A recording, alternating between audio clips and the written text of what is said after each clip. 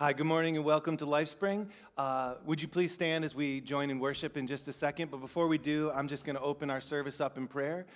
This is a very unique service for us. We have our staff is going to do a staff panel and it's our second week of a series entitled Say Yes, and we're going to share some of the ways that your giving and what we do helps us impact our mission. And so as we get ready to worship together, let me just go ahead and pray. Dear God, we're so grateful for the love that you've shown us through Jesus, and I pray that through the words that are spoken today and the music and the words that are sung, that our hearts and minds would be moved closer towards Christ. It's in his name we pray. Amen.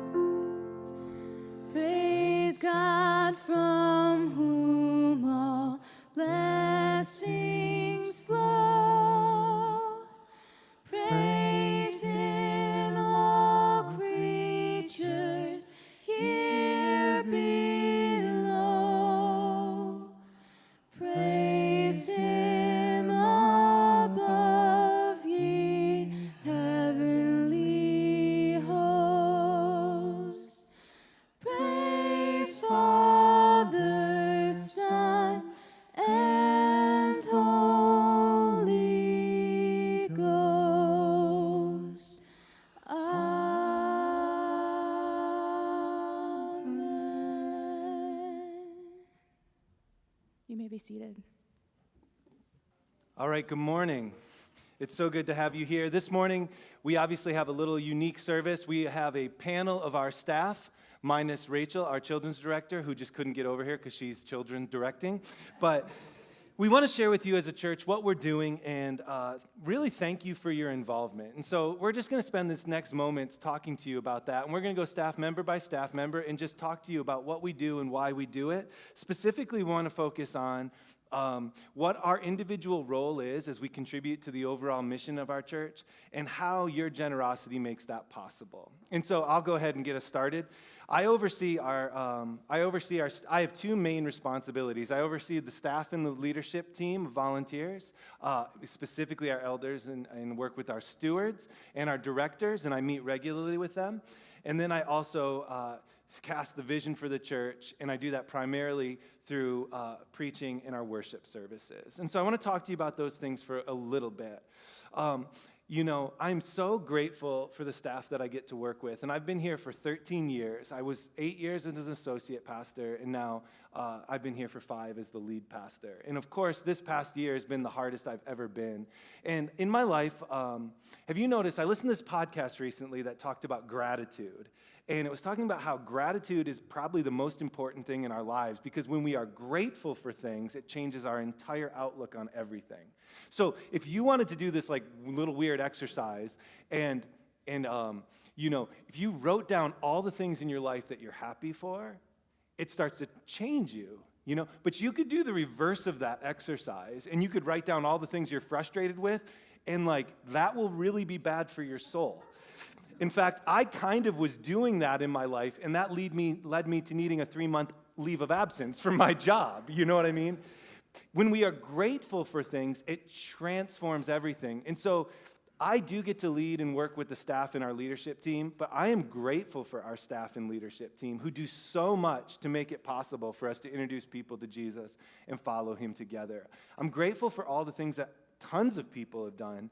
So I'm going to introduce you to them. I'm not going to tell you about what they do, but I'm going to tell you how long they've been here. And I'm going to refer to some people that were here before that, although they're not on the stage now, I had the chance to work with in the past and have led us to this place. So Casey's only worked with us for a couple months, but she's attended our church for 13 years. She'll probably tell you some of that story during her time if she can get through it without crying. Yes, Casey?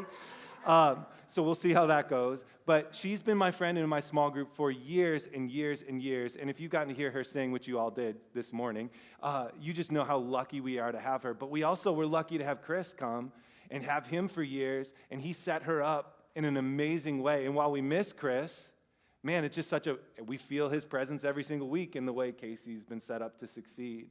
I work with Kathy, who's our office manager. She's been here for 19 years, and she'll tell you this herself, and I'm stealing her thunder. She's been at the church for 31. I've worked with you my entire time here, right, which has been amazing.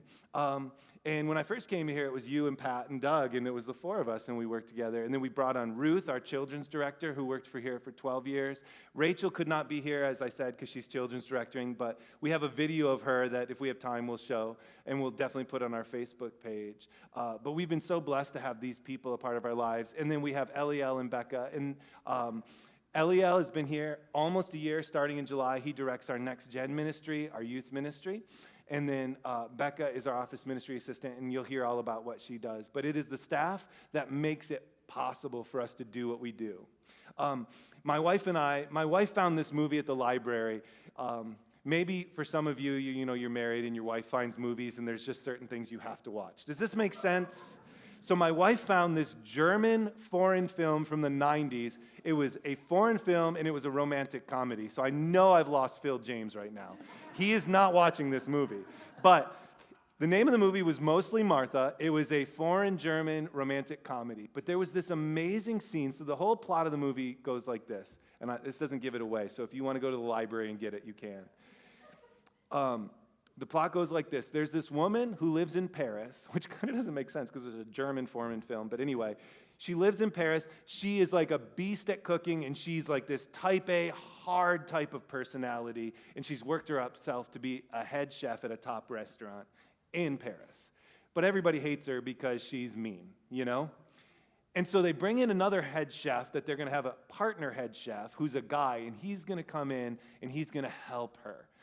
Well, how do you think this gal feels about being helped, She hates it, right? And so this doesn't go well for a little bit, but there's this great scene in the movie, and this is why I'm telling you about it, where the guy, he's only been there for a little bit, and he comes in, and he's in this beautiful kitchen with all the staff and the hard, mean, awesome cook lady, and he turns to all the staff, and he says, "I want your attention, please." And he said, "You see this beautiful kitchen? See the stainless steel and our appliances and our counters and our stuff?" He's like, "This is not why this restaurant is awesome. This is not why people come here to see our kitchen. It is because of her. It is because she knows how to cook. It is because she does the recipes. It is because she works with you and she trains you." And it's really, in any business, right? It is the people that make a difference. It's not, it's certainly not our lobby carpet, that makes our church what it is, which we will replace as soon as possible. And if you give generously, we will replace it sooner. But anyway, I came here 13 years ago. Do you know, that is the first thing, I shouldn't say these things. To you online, this is just my admission. As soon as I got here, I hate this lobby carpet. I'm like, "Oh, well, when did you get this lobby carpet?" "Oh, well, it's brand new. We just got it." I'm like, oh. Why do I say these things? Anyway, I probably just offended somebody because in church it's impossible not to offend people. But anyway, I do oversee the staff. To whatever degree I do that. Second, I cast the vision for the church. There's 3 things that I want our church to be all about. I'm going to do this quickly so that we have time, right? 3 things. I want it to be about our mission, which is to introduce people to Jesus and follow him together. This is an outgrowth of the Great Commission of Matthew 28.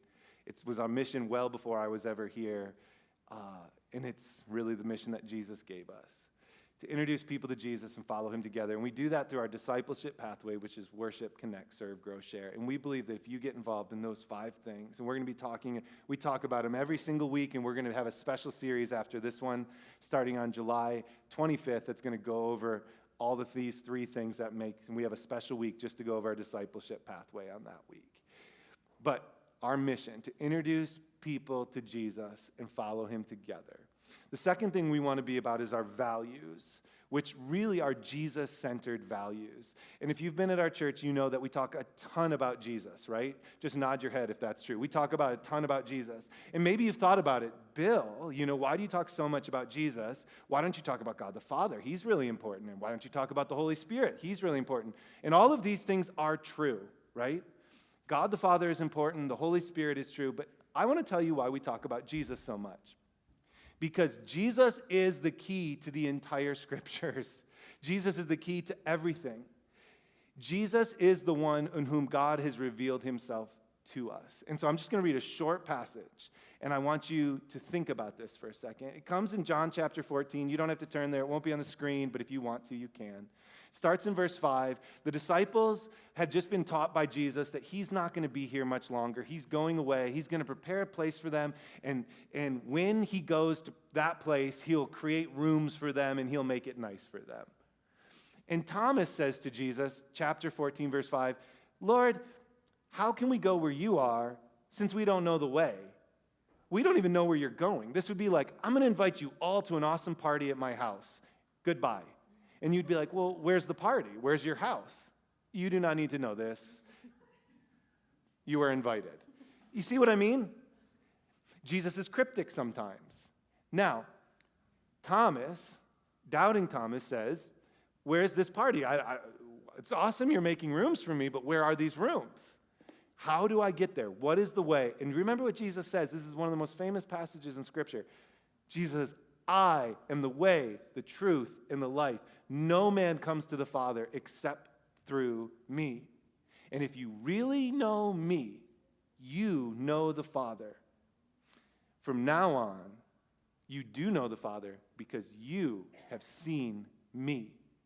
So we focus on Jesus. That's one passage I want to show you. Focus on Jesus because Jesus is, as Paul says in Colossians 2:9, the fullness of God in bodily form. We focus on Jesus because also, as Paul says in Colossians chapter 2, verses 2 and 3, praying for the Colossian church, he says, my goal is that they may be encouraged in heart, united in love, so that they may have the full riches of complete understanding, in order that they may know the mystery of God. Has God ever felt mysterious to any of you? I mean, come on, that's got to be a nod of the head, right? That you may know the mystery of God. So God the Father is mysterious. He is spirit. He is truth.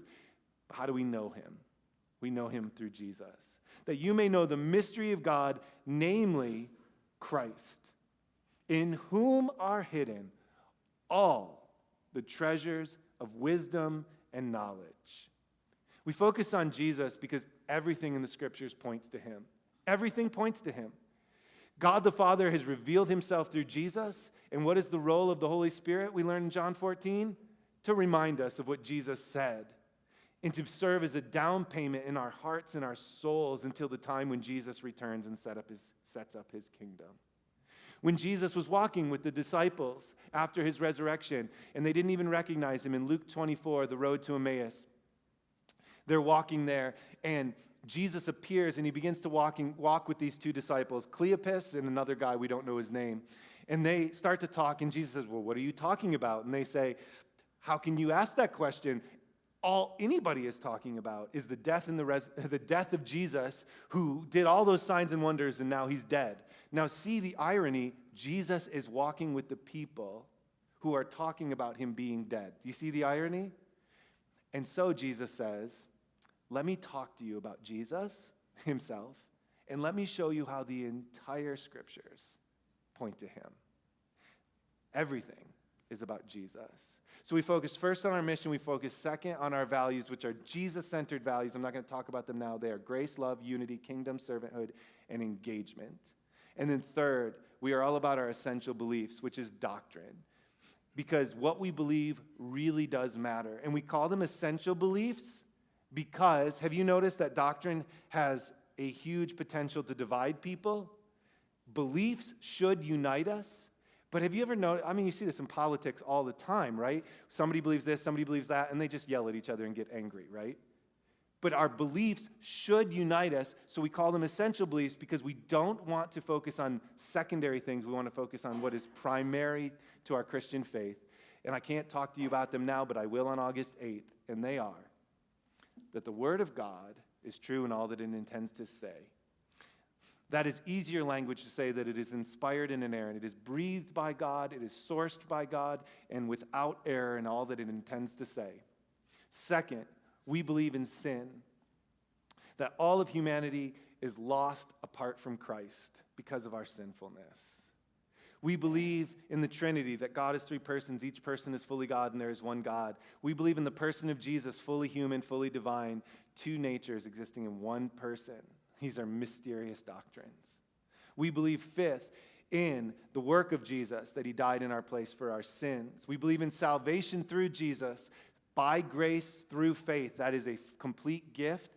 And we believe, lastly, in the return of Christ to set up a perfect, eternal, physical kingdom. For all the people who think that Christianity just doesn't work in our modern scientific times, I always say to people about the essential beliefs, they cannot be proven or disproven by science. We take them by faith, and they transform our lives. And so that's what I do to help Lifespring. The biggest part of any budget, right, is a staff. And I want to thank you in this pandemic for empowering us as a staff and empowering our mission, our values, and our beliefs. Good morning. My name is Becca, and I am the office ministry assistant. And as you can see, I'm also the only one who didn't get the memo about the shirts. And I will get it together next time. So I serve the church in a variety of ways throughout the week. And the first kind of group of people that I serve are our first-time guests. So those are the people who are walking through our doors for the very first time. So it's kind of my role to follow up with them about their experience and how they can follow Jesus in the context of this community. It looks like inviting them to worship with us on a Sunday.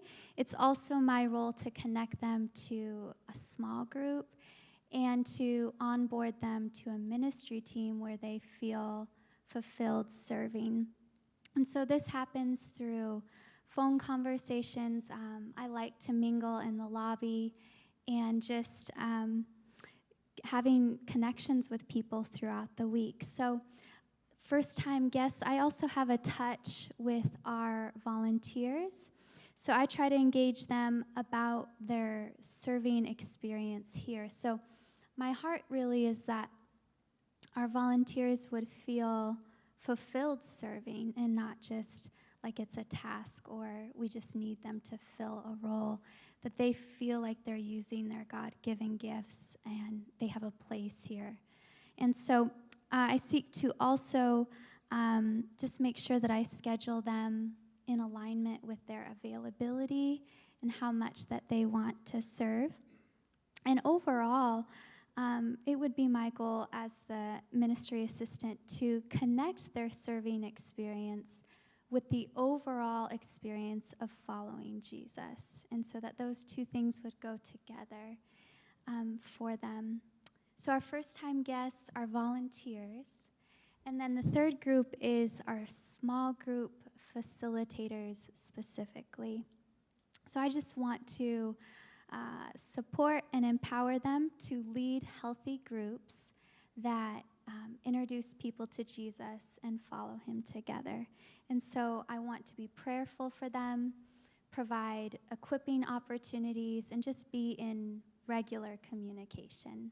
And then the last group, and the last thing that I kind of focus on is the office and ministry opportunities. So I engage with our church family through weekly communication about events, serving, and care needs. And honestly, any administrative tasks that come our way, I partner with Kathy Giles in just serving our church family in the most holistic way possible. So before I hand the mic off, I did want to just touch on, that's how I serve here, but I want you to know how your generosity helps me serve and helps the mission of our church really grow and flourish. So for our first-time guests, your generosity really impacts them in the sense that we can provide resources and a thank you to every person who joins our worship experience for the very first time. And so that we're very grateful for. Your generosity impacts our volunteers. We're able to supply them with training and food and apparel so that they can fulfill their ministry roles and serve together. And our most recent training was just this month, June 13th and 20th, and we provided connection, food, and training. And I see Aaron Bishop sitting here, and he led that training, and I'm so thankful for Aaron. I tell Eliel all the time, Aaron is just easy to work with. He's really easy to work with, and I'm really grateful that he leads that team. So your generosity also impacts our small groups, which is really a huge heartbeat of our church. And through that, we are able to connect with our leaders. In fact, our next event is coming up this fall, September 3rd. We're calling it The Gathering. So we're going to have food. We're going to cast vision for the upcoming semester and just provide a place for them to connect with one another as leaders. And then lastly, but not least, your giving, your time, your resources really impacts the people sitting right next to you. So this entire church family. And the way it does that is we're able to just offer consistent and excellent worship experiences. We also can hold annual church gatherings, like our church picnic that's coming up on July 11th. And then lastly, your giving also impacts those who are coming to know Jesus for the very first time. And so the way that we encourage them to do that is to attend something called Starting Point, which launches this fall, and it just gives them more introductory material about what it means to follow Jesus, and we do that because of your generous giving. So thank you. All right, so my name is Casey Kastner. I'm the worship director here. Have been here for a couple months on staff. And as Bill alluded to earlier, I cried like 3 times for a service. So it was just a little bit of a mess. So I'm going to try to tighten up this service, but I can't make any promises. So yeah, just to start, I just want to say how incredibly blessed we are at Lifespring with the talent that's here and the musicians who are here and willing to serve and just willing to give of their time and their resources. We are crazy blessed with the talent that's here. It's amazing. Canandaigua was not that big. And for the size that we are, to have that many talented musicians is just incredible.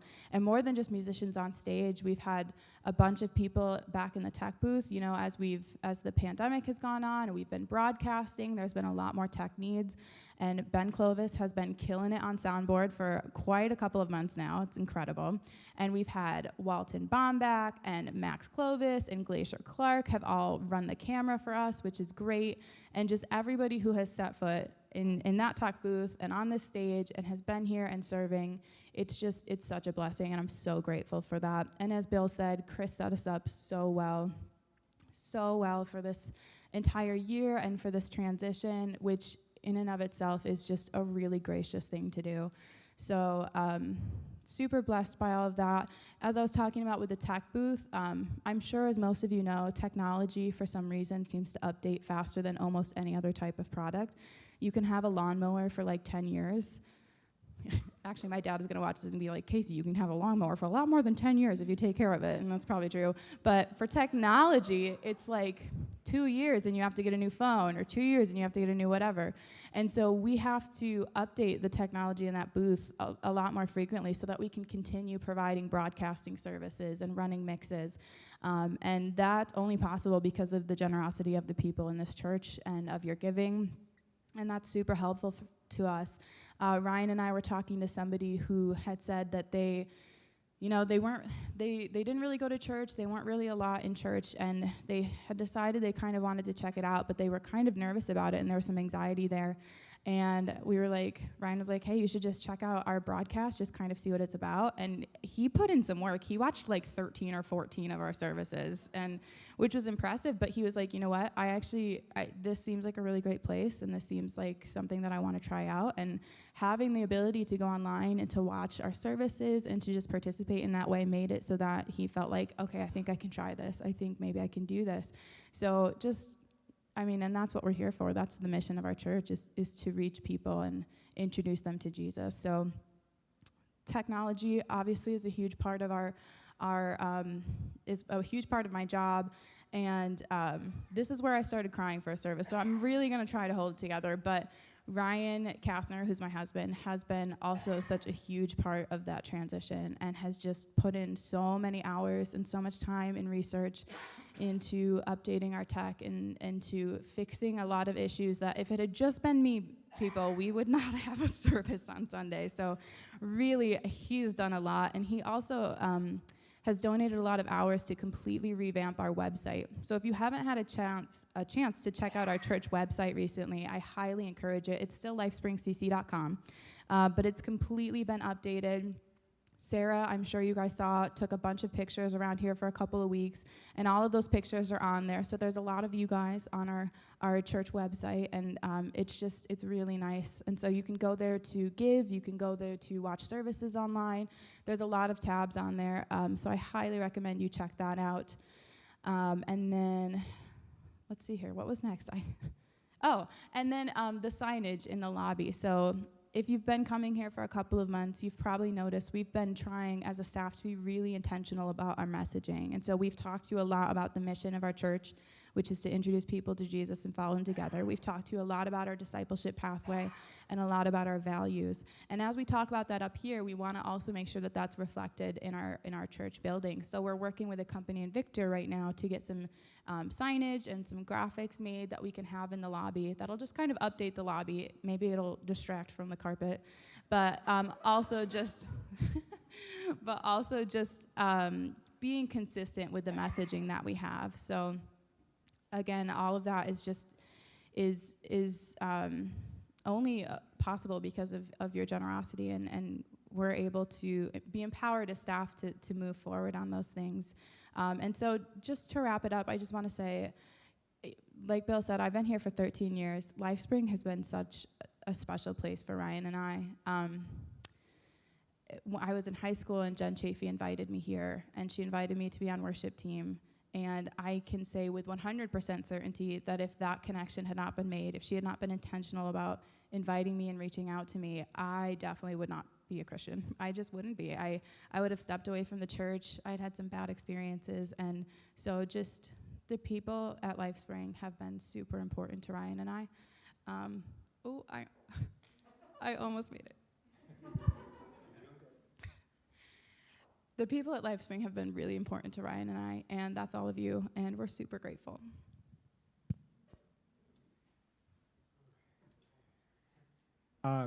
So my name is Elio, and for those of you who don't know, one of my primary responsibilities here is to lead the youth ministry, and it's crazy that I've been here 11 months now, so coming up on a year, and I've seen God bless the youth ministry in ways I would never have guessed. And the highlight for me in the past year was seeing 5 teenagers from our youth ministry get baptized this Easter. And honestly, for a youth group our size, a church our size in a time like this is just extremely, extremely wonderful. And so that was a highlight for me. And in addition to that, I know the youth ministry has impacted others in other ways. And so I wanted to share with you from 2 students who go to our youth ministry, a parent and a leader, and how the youth ministry has impacted them. And there's this one teenager that was a part of our youth group this year who has been a part of our church their entire life, but hasn't really gotten connected in the youth ministry. And so I reached out to them and I just asked them, hey, how has Lifespring Youth impacted you in your faith journey? And they had this to say: youth group has really helped me connect with other like-minded high school guys that I can spend time with. It also allows me to hang out with church kids in a more relaxed environment, better suited to busy and stressed kids our age. Also, 2 weeks ago, I met with all the leaders. I took them actually to my favorite restaurant in town, which is Chipotle, which those who know me, it's of no surprise. So I took all the leaders out and I bought them dinner, and I just thanked them for their serving and let them know what year 2 is going to look like. And one of my leaders has been serving in youth ministry for 3 years, and they told me that this was their most fruitful year of serving in the youth group. And so that was just also really great to hear again.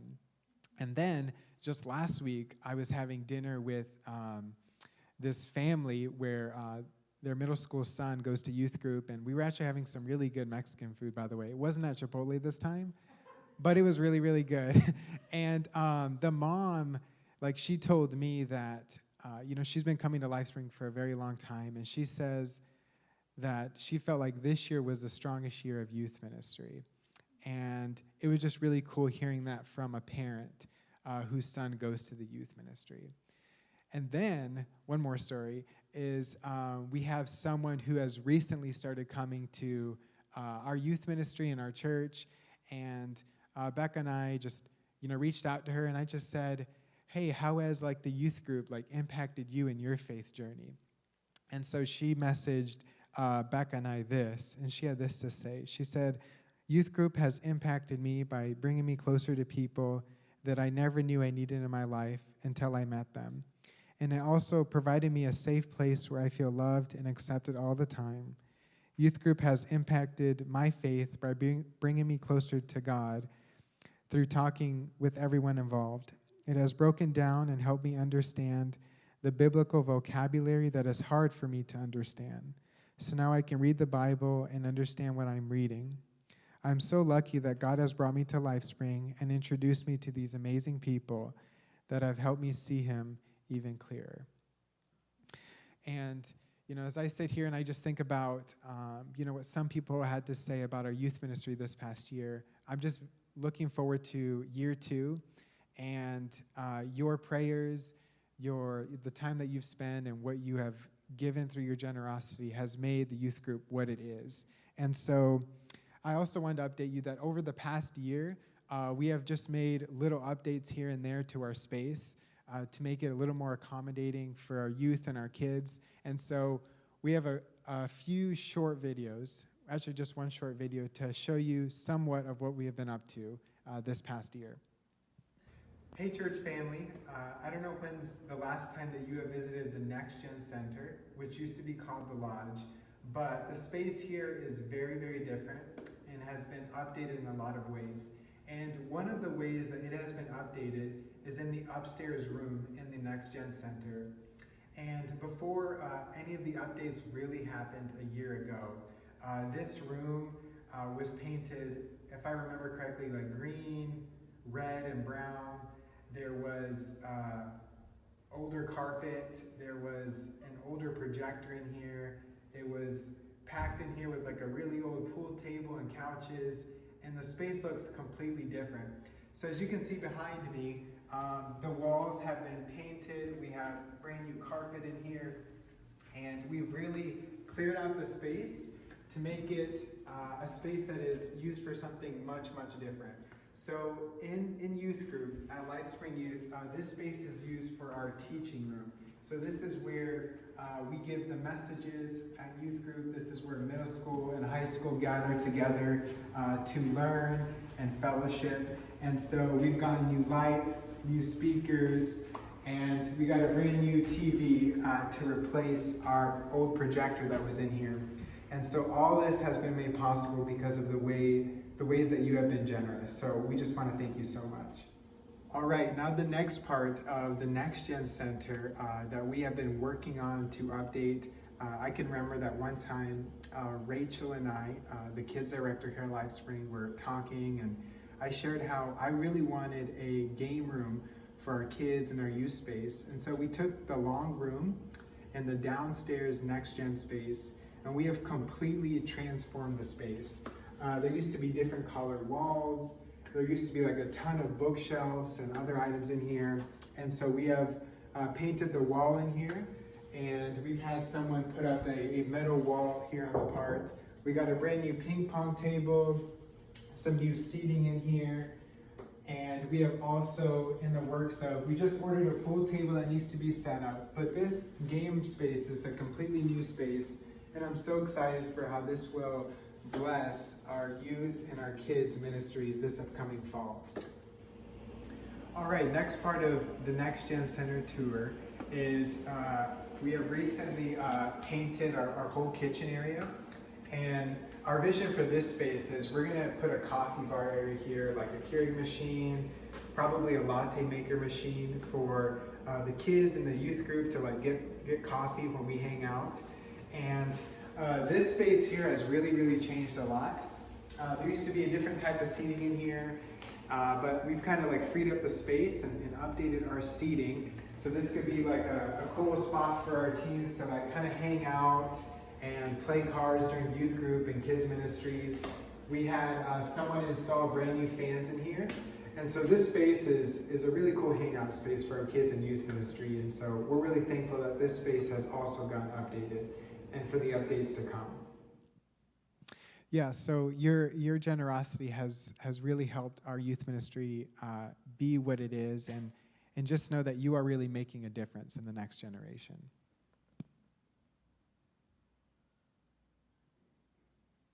So I'm Kathy Giles, and like Bill said, I've been attending here for 31 years, and I've been on staff for 19. It's been a wonderful experience of working with just great team members after great team members for all of these years. Just a real blessing to me. We've raised our family here in this community and with this church, and I just have such deep roots here. I'm very thankful and grateful. Like Bill was saying, it's the gratitude is what really starts your attitude of how you look at ministry too. So I'm very thankful to continue to be on staff and work with such great people. I was the communications director for a long time, and now I'm the office manager. Most of my work is actually the true financial giving portion of it, but there's other ways to be generous besides finances, and we've talked about that a little bit.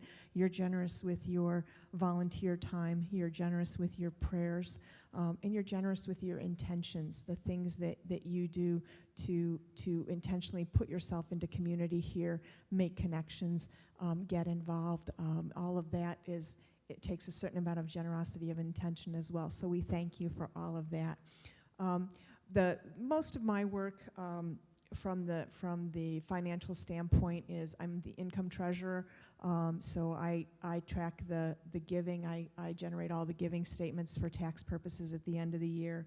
I keep track of where we are based on giving versus what we need for budget and that sort of thing. I organize the bills and get the payroll done, and then I work with Kim Riccio, who is a steward, but she's also our disbursement treasurer, so I queue up all the bills and she signs all the checks. I'm also the point person, the staff point person for facilities. I work with our wonderful facilities volunteer director, Vinny Vitalone, and we make sure that we have all of our inspections up to date, our operating permits, our town permits, all of the upkeep that needs to be done, our everything that is keeps us up to code and enforcement and all of that. I'm kind of the point person to make sure that stuff all gets done. The fire extinguishers get tested and all that sort of thing. And so I serve in that capacity and work with Vinny that way. And I also work with the stewards, with Kim Riccio and Dave Huff and Carol James, to keep an eye on the budget. I keep track monthly of where we are with what we've spent and how much budget we have left, and where when we get to budget time in the fall, my input helps to shape where we spend the following year. Based on where we spent this year and the needs that we see upcoming. So that's all part of my job, including the forecasting for the coming year. But my job isn't just the office work, it's also ministry. And I see my role in a ministry position, I'm kind of the historian on staff, I'm the dinosaur, so it's kind of like I have that perspective anyway. But when we meet as a staff, I bring a little bit more of a historical perspective to it, who we are, where we've been, where we're going. And I think when you have a long-range view, you can appreciate where you were and how far you've come, and you get a bit of the whole picture. So I bring some of that to the staff when we meet together. I'm also a connection point. Becca and I, being in the office, we answer the phones. We try to keep people connected. We are a big church, but we really want to be a small church in ways of connecting. We would love to know everybody, and we want to know what to pray for you and what's going on in your life. And that's where your intention of sharing those things with us is very important. So what we do is the prayer requests that we get from the phone, or we talk about with each other, or somebody mentions to one of the staff, we bring it to staff meetings so we can pray for you, and we can pass it along to our care coordinators so that your needs get met, get heard, get prayed for. I'm part of that connection in terms of ministry, and also practical needs. Obviously, this past year with COVID, there were a lot of financial needs within the church, and those things get filtered very confidentially through my office, and the elders and the stewards. We make them aware of the needs so that we can meet some of those practical needs as well. I'm also part of the community connection. I talk to people like the Red Cross, who use our building once a month for their blood drives, and other community organizations. We're kind of the face for some of those things as well. And then also I see part of my ministry is just encouragement. We encourage the staff and each other. We do staff development where we read books together and talk about ways to improve our ministry. And we give feedback on, we do some Monday morning quarterbacking on the Sunday service. So we give our feedback of, who took too long and who rambled on and who didn't stay on task, and, that sort of thing. But the goal is to, as I ramble on and on, the goal is to streamline the process so that you don't see the mechanics of it. If you leave and not have to think, oh, somebody forgot to turn the lights off, or somebody forgot to turn the lights on, or the microphone was squealing. If you are concentrating on all that stuff, you're not concentrating on worshiping God and having this time to renew yourself and put yourself out in this community. So we want to make some of those things seamless as well. And so our staff feedback time is important to do that sort of thing.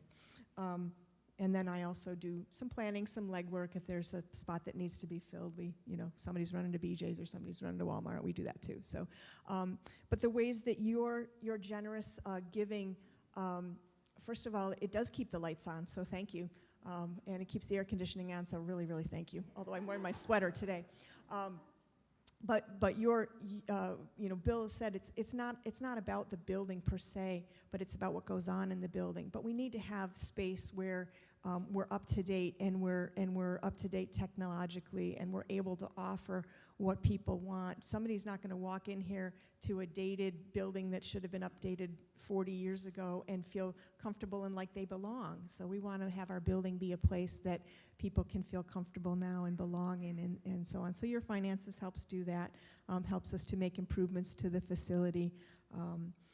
And it allows us to care for others. We have a Good Samaritan Benevolent Fund, and your generous giving to that has helped. Through COVID, we've helped families who have had job losses, or who've had facing eviction, people who haven't had money for groceries. We've helped people with, car repairs and things like that, or even travel expenses to go and minister to a loved one or a family member that has needed some extra help. And all those things are handled with the utmost of confidentiality through the elders, but that generous giving to Good Sam meets a lot of those practical needs. And then also, you've helped us to care for our community. When you're passionate about a particular ministry or a particular service in our community, we want to get behind you and support that. And we've done that over the years. We've volunteered. We've put a whole bunch of people in with the Stash Dash run a couple years ago, and I know it was last weekend, and there were some of you that were passionate part of that organization, Blue Foundation. We have people that were interested in Potter's Hands, people who work at CareNet, and we try to give all those opportunities to get behind you and encourage you to be where you want to be as well. in serving, whether it's here or out in the community. So we want to support that. So thank you for all of your generosity that way. And I just want to leave with one quick note. In thinking about generosity, I look at Matthew chapter 25, and there's that parable about the talents. And they have, 3 people with 3 different sets of resources to start with, and how God had doubled the first guy and doubled the second guy, but the third guy kind of sat on his resources and didn't do anything with them. And while the parable is a cautionary tale about the unprofitable servant, I like to look at the positive side of it and say, God took what he gave each person and he doubled it when they just answered the call to do what he's asking them to do. And that's encouraging to me that no matter what skill God gives you or gives us, or whether we feel adequate for it or not, if he's calling us to do something and we step out and do it, he blesses us with the results that are doubled beyond what we can imagine. So we have a generous God, we serve a generous God, and we thank you for your generosity. At this time, we do have a video by Rachel, but we're going to post that on Facebook, and so look for that this week. But at this time, I want you to reach forward in your seats and grab your communion elements. They look just like this. And we're going to celebrate communion together like we do every week. And generally, week after week, we have a time of confession and we have a time of taking the communion elements. And I want to combine those this week. And as we prepare our hearts and minds, you can start pulling back the cellophane. It is one of the things about these packets. There's always a large crinkle, yeah? And the bread isn't very good. But anyway, there's positives too. And they happen in your heart, right? They happen in your heart. And so as you open the elements and as you hold them in your hand, I want you to be thinking as we've kind of been looking at how we as a church serve one another and how we use ourselves to serve one each other, both through our finances and through ourselves. And as you hold these elements, I want you to think through your past week, and I want you to think about the ways that you modeled the life of Jesus this week, that you gave of yourself. And I want you to think of some times in your past week where maybe you had that opportunity and you can distinctly think of, man, I wish I would have handled that situation different. I had the opportunity to maybe say a word, or I had the opportunity to give of myself in a way that I didn't do. I don't say all this to make you feel bad about yourself. As you hold the bread and as you look at the juice that represents Christ's blood, and as you hear the music played here in a moment, I want you to take this time while you're hearing the music, and I want you to think through your week. How could I have represented Jesus better? And as you hold the elements that represent his broken body and shed blood, pour out your heart silently to Christ. Pour out your heart and tell him those areas where you wish you could have done better. Ask him to forgive you, knowing that he promises to do so. We never, ever hold out ourselves to God and offer him ourselves and apologize, and he never says, nah, you didn't say the right words, it's not good enough. He never does that. How do I know that? You're holding in your hands the symbols that tells us he didn't. Because while we were sinners, Christ died for you. And as you think through those times, I want you to spend some time as well while the music is playing, imagining how you could have done differently this week that would have better represented Jesus. As you confess and as you imagine, we really honestly believe and pray that these elements, while it is only kind of poor pastry bread and juice, there's nothing special about the elements themselves. What you bring to the communion table is what transforms your heart and your mind. And so use this opportunity to think through your week and confess and to imagine a new way forward. And when the music is done playing, I'll come forward and lead us in partaking together.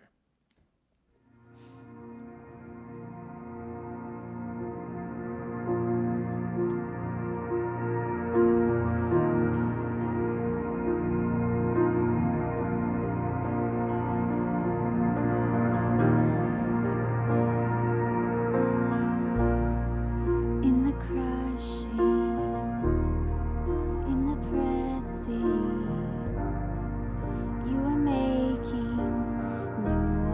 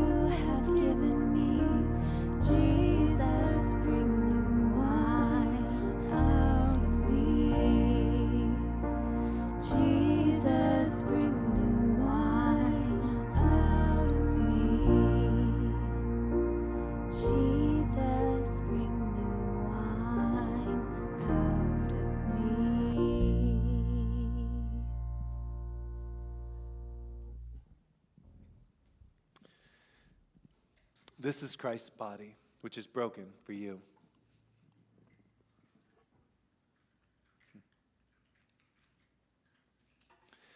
And this is Christ's blood, which is shed for you.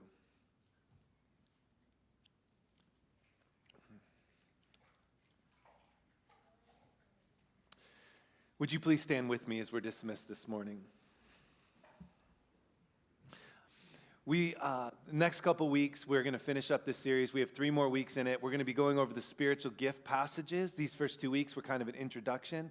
But I really hope that you've enjoyed hearing from the staff, and I'm really proud to work with those guys, and I think they're doing a great job. And I'm really excited to talk to you about the spiritual gift passages. Over the next couple weeks, we're going to be looking at 4 different passages. They're very easy to remember. And I'll tell you about them next week. I was going to tell you more, but it's time to be done. And so I want you to notice that out in our lobby, we have a big board called Say Yes. And if you've been at our church for a while, or even if you're new, we would love to find a place for you to serve. It's one of the main parts of our discipleship pathway. We're going to have this board up for the next 3 weeks. And if you don't have a place of regular service, we would love to get you connected. There's plenty of pictures and there's plenty of cards out there for ways for you to get involved. And we would love for you to do so. And it doesn't matter on age or how long you've been here. Our church is a place where no matter your age, you can be a part of things, you know. I had one time someone older came up to me and said, "You guys just want us to die so that you can take over." And I was like, oh my gosh, that sounds so horrible. No, I do not. I want you all to be a part of this. And I know this, that no matter what our ages are, we need people to be engaging with us in life. I love being around older people who are listen to me and share of their life. I just don't like it when people shut me down, right? Does that make sense? Am I saying more than I should? Probably like the carpet I am. But we need each other to serve. And it doesn't matter your background. It doesn't matter your age. Your stories matter. And yourself, you matter. And when you give of yourself away in service, you grow closer to God and closer to each other. And so Becca and Eliel will be out in the lobby, and they'll be available to kind of talk to you about opportunities. And if you're interested, we would love to have you a part of it. Would you hear the benediction once more on this very hot day? Nourished by Jesus' abundant love, would you go into the world to love one another in truth and in action? And may the abundant blessing of God abide with you all forever. Amen. It's been a pleasure to share this morning with you. Have an incredible afternoon and stay cool.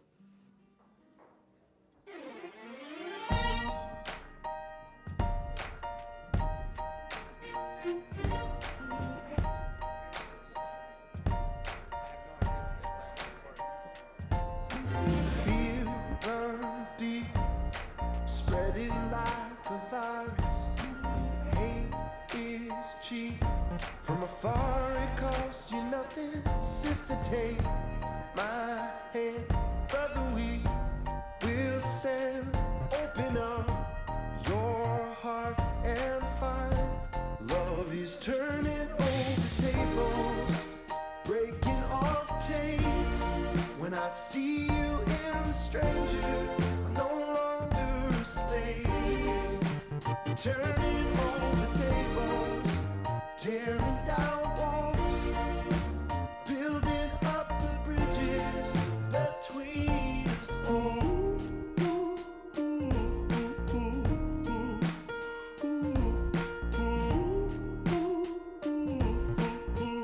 ooh, ooh.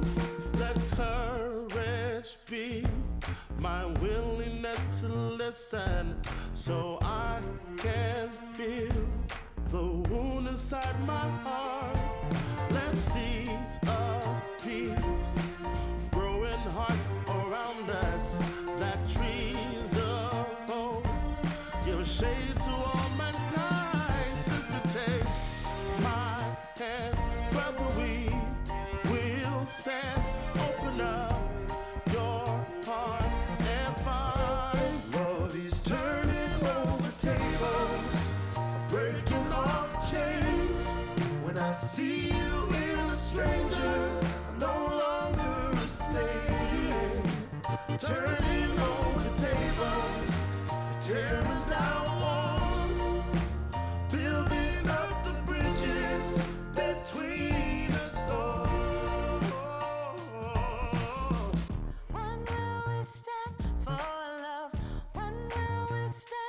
for love? When will we stand for love? None can separate all that love has made. We are everyone the same. We refuse to be a brother's enemy. We will stand for all mankind. Sister, take my hand. We'll stand open up. Lord, on fire. Lord is turning over tables, breaking off chains. When I see you in a stranger, I'm no longer a slave. Turning over tables, tearing down walls, building up the bridges between us all. Love is turning over tables, breaking off chains. When I see you in a stranger, I'm no longer a slave. Tearing down walls, building up the bridges between us all.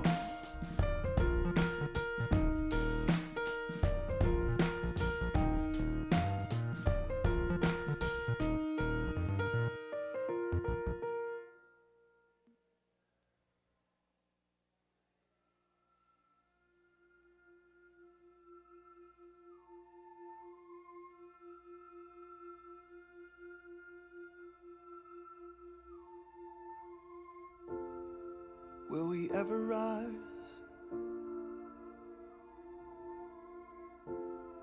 Will we ever rise above